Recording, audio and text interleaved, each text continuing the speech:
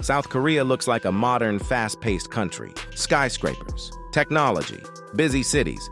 But once you actually experience it, you realize there's a completely different side most people don't expect. And it's not just about the cities. There's depth here that doesn't show up in photos or quick visits.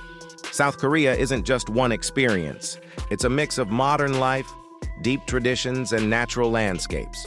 From high-tech cities to historic palaces to places that feel completely removed from the urban pace. Each region has its own character, its own rhythm. If you're into discovering places beyond the typical version, make sure you're subscribed. We explore destinations a little differently here. Seoul. Start with Seoul. A city that moves fast. Modern buildings, busy streets, constant activity. The energy is noticeable the moment you arrive. People moving with purpose. Transportation systems that run exactly on time. But at the same time, there's history right in the middle of it. Palaces like Gyeongbokgung, traditional neighborhoods like Bukchon Hanok Village. You can go from a futuristic district to a quiet, historic street within minutes. The contrast isn't accidental. It's intentional. Seoul preserves its past while building its future. Walk through neighborhoods where traditional Hanok houses sit next to glass towers, where temples operate steps away from tech companies. The city doesn't choose between old and new, it holds both. And that balance shapes everything about the experience. Even the markets reflect this. Traditional markets selling ingredients and street food, right alongside modern shopping districts with international brands. Seoul operates on multiple levels at once, but Seoul is just one side of the country. Busan. Head south to Busan, a coastal city with a completely different feel. Beaches, mountains, a slower pace. Places like Haeundae Beach, Gamcheon Culture Village with its colorful houses. It feels more relaxed than Seoul, and more open. The ocean changes the atmosphere. Busan has space, room to breathe. The city spreads along the coastline instead of climbing upward. Fresh seafood markets operate early in the morning. Locals gather at beaches even on regular weekdays. There's less rushing here. People take their time. The port has been central to Busan's identity for generations. It's still active, still important. But the city has grown beyond just shipping and industry. Now it balances economic activity with livability, with cultural spaces, with natural access. Walk along the coastal paths, and you'll see how the city integrates with its geography instead of fighting against it. Mountains meet the sea. Urban areas follow the natural curves of the land. But South Korea isn't just cities. Jeju Island, main highlight. Then there's Jeju Island.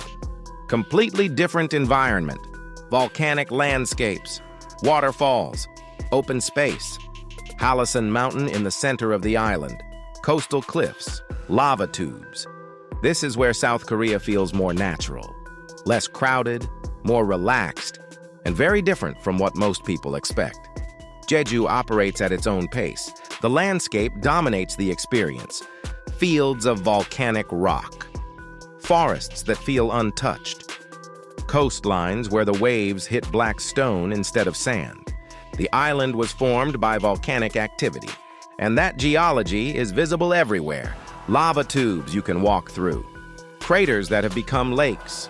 Stone formations shaped by eruptions thousands of years ago. But Jeju isn't just geology, it's also culture. The island has its own dialect, its own traditions. Haeundae women divers who've harvested seafood for generations. Small villages that operate the way they have for decades. This isn't a place that was designed for tourists. It existed long before tourism became significant. And that authenticity is what makes it different. You can drive around the entire island, stop at small towns, hike up to waterfalls, explore caves, eat at local restaurants where the menu hasn't changed in years. Jeju doesn't rush. It doesn't need to. The landscape speaks for itself. Quick question. Would you rather explore the cities like Seoul or somewhere more natural like Jeju Island? Let me know in the comments. And then there's one part of South Korea you experience everywhere: food and street life. The food, and not just in restaurants. Street food is a big part of the experience. Markets filled with different options. Korean barbecue, rice dishes, snacks you don't usually see elsewhere. Food here is social, shared, and it's part of everyday life. Eating in South Korea isn't just about the meal, it's about the setting, the people, the interaction. Street vendors operate late into the night. Markets open early and stay busy. Food stalls serve everything from Gyeongbokgung to hot dog, grilled meats, fried snacks, soups, noodles, options that change by season, by region. Korean barbecue isn't just meat on a grill, it's an event. Banchan side dishes cover the table. Everyone participates in cooking. Conversations happen around the grill. It's communal by design. And that approach extends beyond barbecue. Sharing dishes is standard. Multiple people order different items, and everyone tries everything.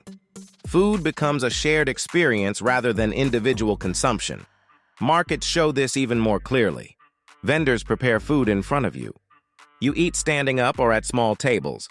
Talk to the people next to you. Try something unfamiliar. The informality makes it accessible.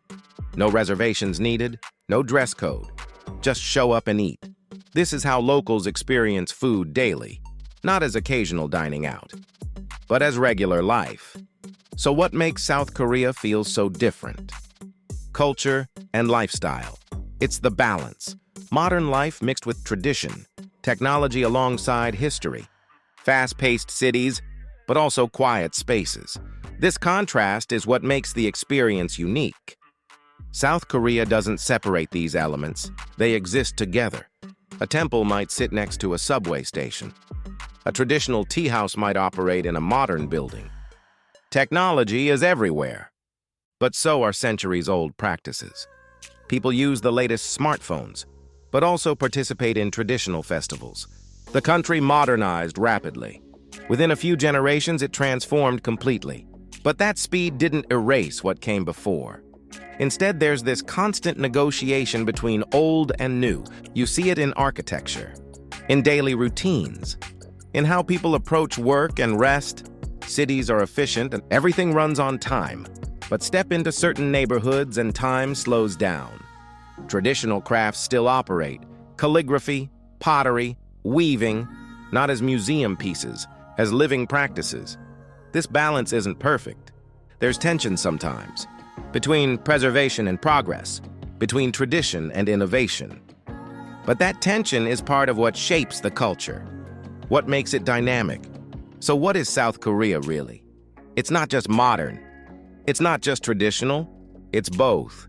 Cities, coastlines, nature, culture, all in one country. And most people only experience a small part of it. The version shown in media focuses on certain aspects. Technology, K-pop, fashion, those things exist. They're real.